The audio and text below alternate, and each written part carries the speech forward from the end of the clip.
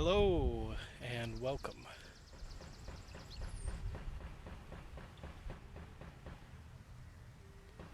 We'll get started in just a minute.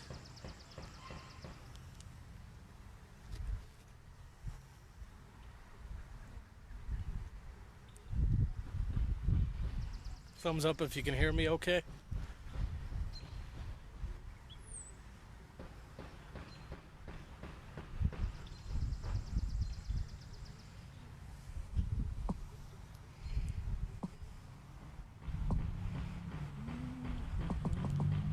Cool. All right, well, we'll get started as soon as this car passes. My name is Ben Justman, and I am the director of the Sarpy County Museum, and I'm standing in front of Bellevue's historic log cabin, which we're going to take a look at today on a beautiful spring, April? I lose track of the days while we're all inside. April Sunday. It's got a lot of history. It's almost 200 years old. It was here long before. People are doing house projects. And let me see if I can flip around here. There we go.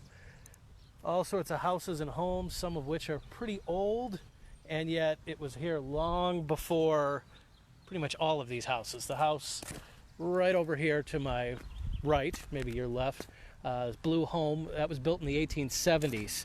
And it's pretty old. It's gone through a lot of history in itself, which I'm going to tell you about. But the log cabin here is obviously much older. And was here before that home was here or any of these others were here. It really predates the neighborhood. So before we go inside, obviously the first and foremost thing people see is this giant metal sign. There's over 400, I want to say 500 of these now, close to that, in the state of Nebraska, the historic markers. Some are smaller, many of them are this size. Some of them are in remote roads in the middle of, flip the camera, thank you, yes. All right, there we go. Better? Hopefully so. Can you tell this is my first time doing Facebook Live? But we figured this is a great opportunity to do something like this. We're supposed to have about 900 school kids come through the log cabin and the Sarpy County Museum throughout the month of April, and obviously that was canceled. So we thought everything is sideways now. All right, we're going to keep it this way then. There we go. You'll see a little of me, but mostly all sorts of history. So, Bellevue Log Cabin, it's almost 200 years old. And it's on the National Historic Register. It was placed there in 1970 after people had lived here. And so if you can imagine living here even into the 1940s and 50s without running water, electricity, modern heat, all the creature comforts of today.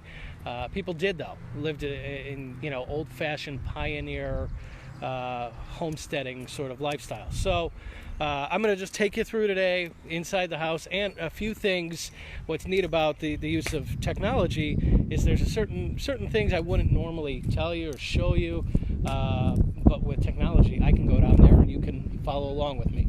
So first, before we even go inside, I want to mention this little tree here.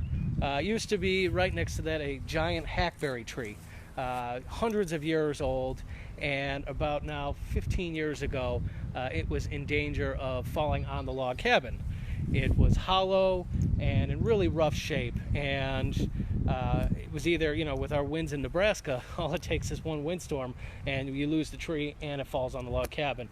And so they cut the tree down and turned several of the portions into benches and other things that were done with school kids. So we're going to see that inside. So there's a lot of old history that connects with the log cabin that makes reference to the hackberry tree, and unfortunately it's not there anymore.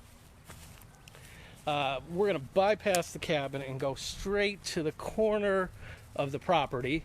I should give a quick shout out to the Bellevue Garden Club maintains the flowers here, which look fantastic during the summer, and the city helps keep an eye on things and mows the lawn and does a lot of the fixing up as well. So there used to be, probably right in this area, an outhouse. You can only save so much history, and a historic outhouse, you have to choose what's worth saving and what's not. And so the outhouse was not saved. But on the other side of this fence, probably unrelated to the log cabin, are two headstones, two graves. And I don't know about you, maybe you have bodies buried in your backyard. You don't have to tell me. I don't. But there are two headstones that are back here from 1860 and 1863. It's an infant child and her mother, who passed away in 1863, Sarah Mosscrip. And we don't know much about them other than looking at a little bit of census records and what surviving newspapers are around. They seem to have run a store. They weren't particularly wealthy. The husband is buried at Bellevue Cemetery, and he actually ran into a little bit of legal trouble, which was buying liquor on the Sabbath, on Sunday. So he was cited for that. Other than that, we don't know why there's two people buried in the backyard here. No idea why. They didn't own the land here. Maybe somebody took pity on them. Maybe they were friends with who lived here. The graves were pretty much forgotten about until the 1950s, and then discovered, and then forgotten about again. And it really was kind of a quiet secret. You know, people had headstones in their backyard. They knew about them. But unfortunately, the rest of us didn't. And so what happened was, probably about 10 years ago already, the owners of the home had passed away, and the bank had taken control over the house. And one day I had somebody from the city of Bellevue come in and say, hey, do you know there's two headstones in the backyard of the house next to the log cabin? And so I went back there, and sure enough, they're back there. They're in decent shape. I don't know if I can, I mean, it is a private residence, but they're just on the other side of this tree here.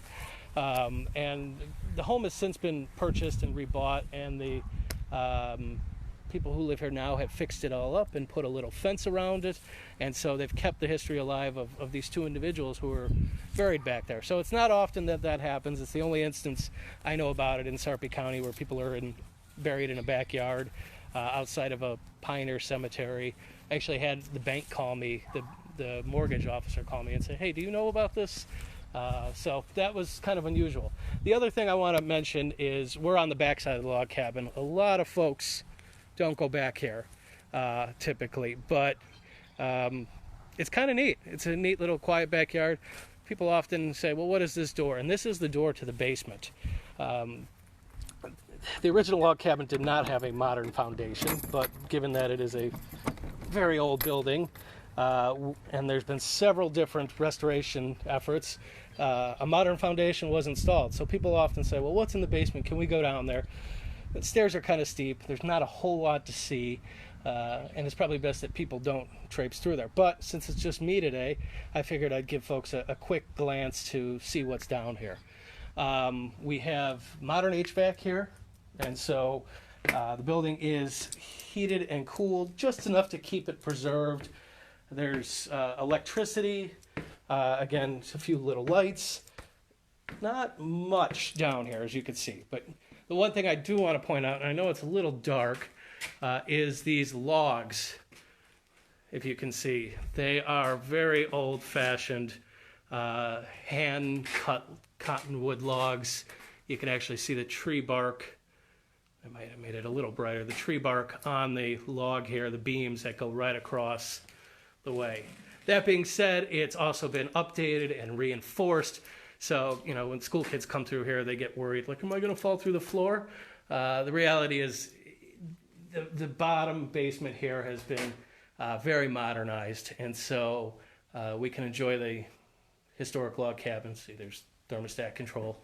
The historic log cabin without fear of things falling apart right below our feet. So there won't be any Goonies type movie, no treasure hunting down there.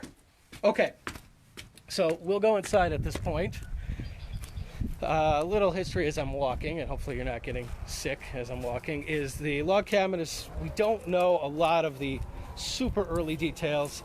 surprise, the early pioneers, the fur traders, the trappers, they didn't document everything. And what they did, some things have been lost. It was a long time ago. And so that's what historians are for. We've been able to piece together some of the history, but there are still some unknowns. So the log cabin itself is from the 1830s. The logs here are hand cut. They've been updated now so that there's, instead of old-fashioned mortar to fill up the inside, it's cement, and so we don't have to worry about regrouting it every summer, which would be a common occurrence.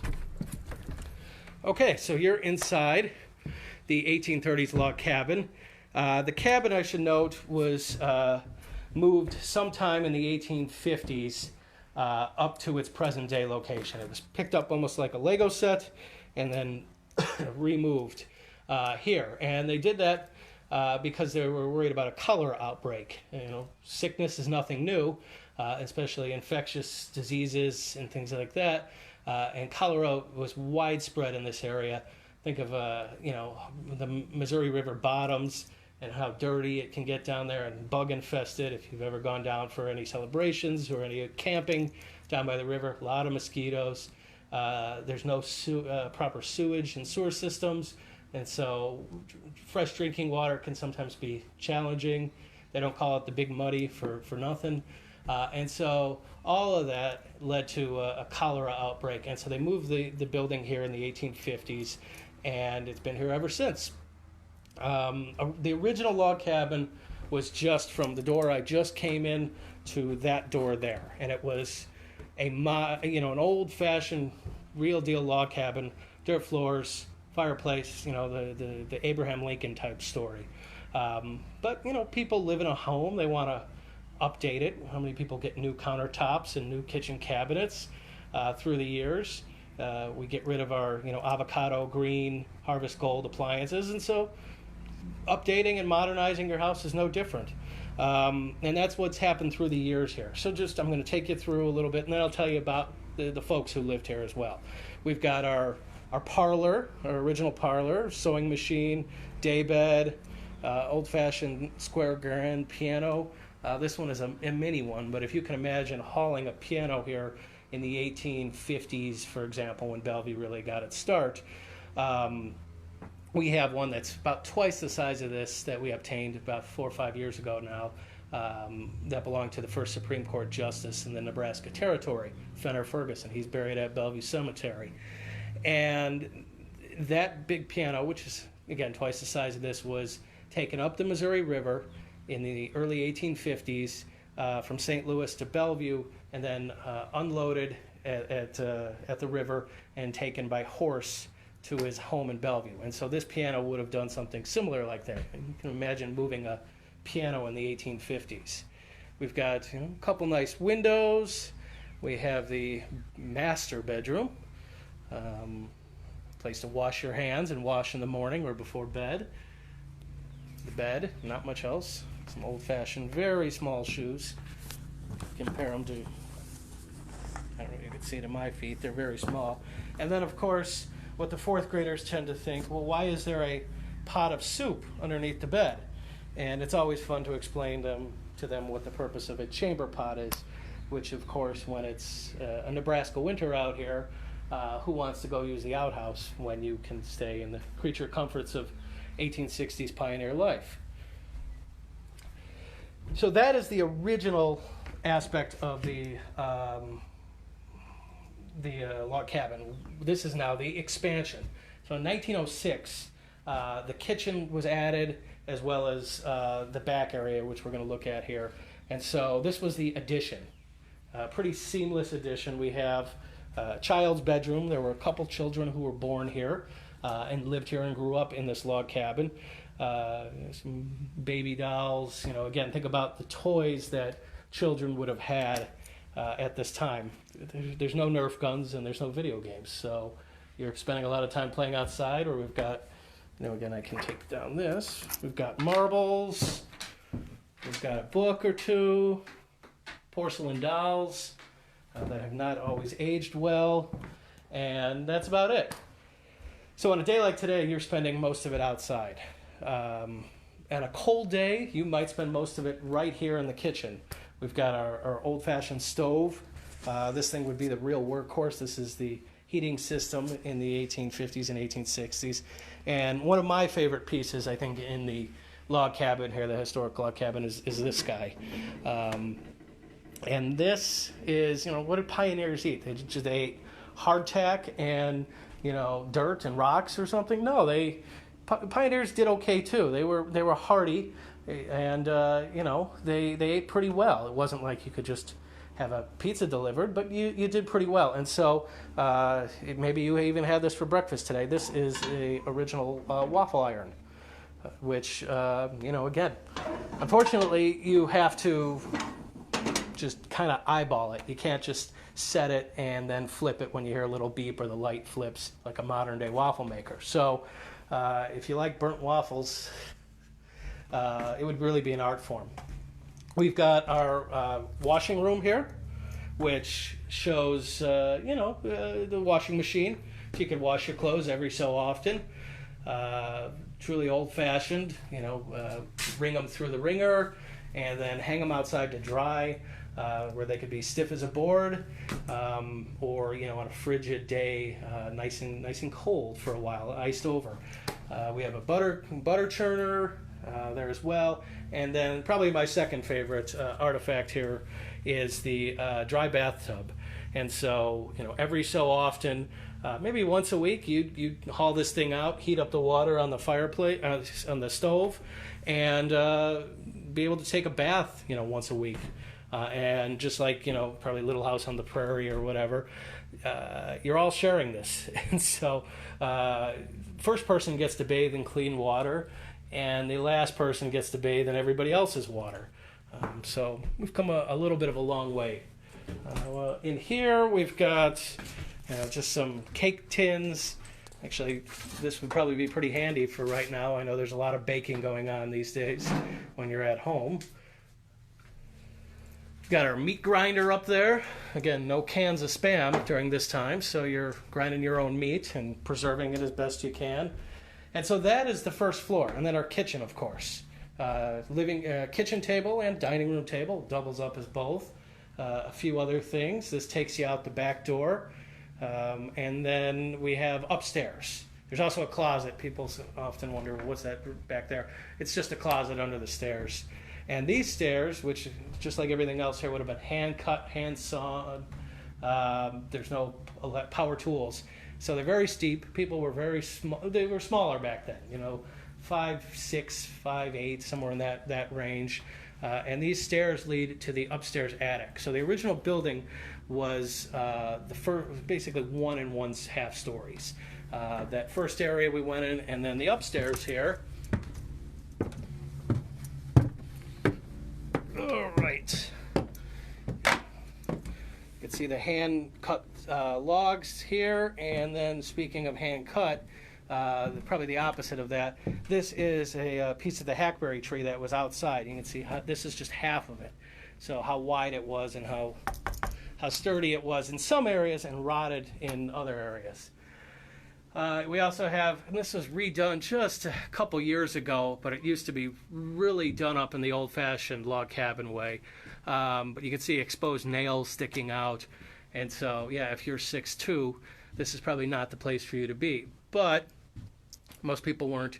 And at this time, they didn't have old, like we do today, the pink cotton candy insulation. And so this was it, outside of a few rags and a few newspapers, for some real trouble spots. Otherwise, slap a piece of wood over the roof and call it done. We have our old-fashioned logs here. And so a bed, not much else, another chamber pot.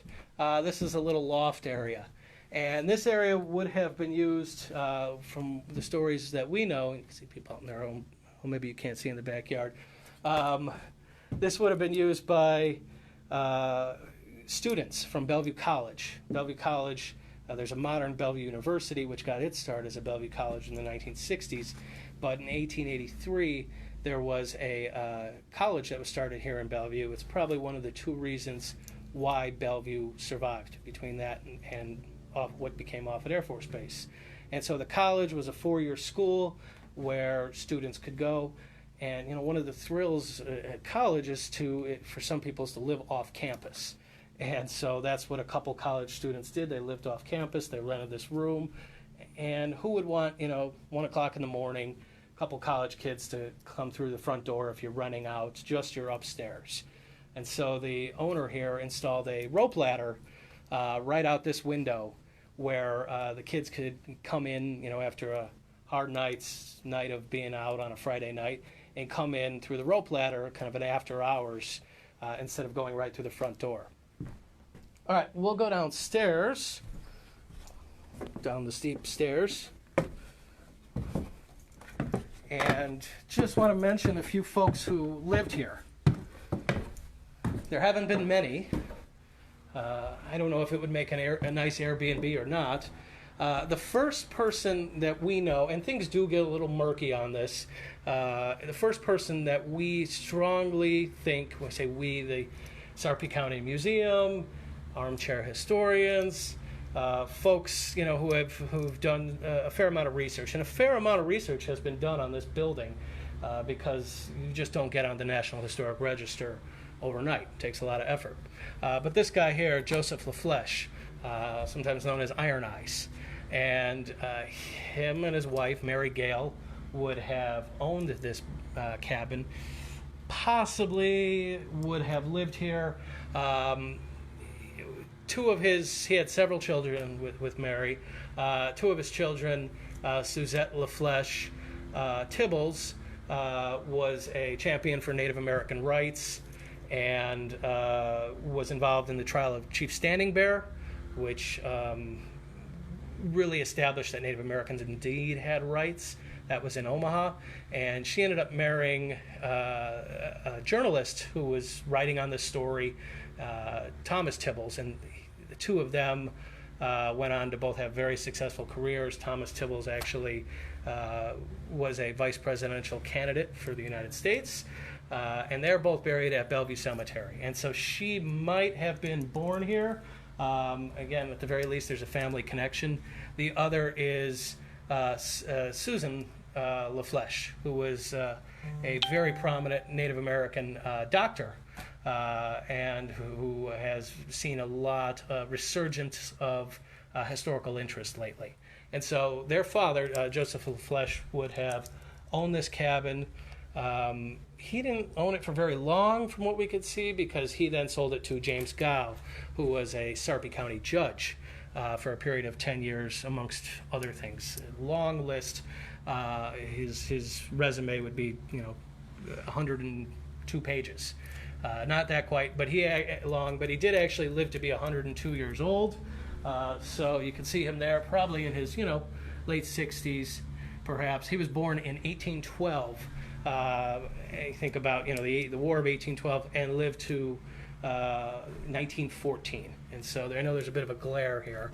But this is Judge Gow on his 100th birthday. He's a very old gentleman with the cane there. This was actually taken where the Sarpy County Museum is today, at the Zerker homestead right here in Bellevue. So he lived here, but being a Sarpy County judge, and then later on he was involved in the legislature, he moved out to Papillion.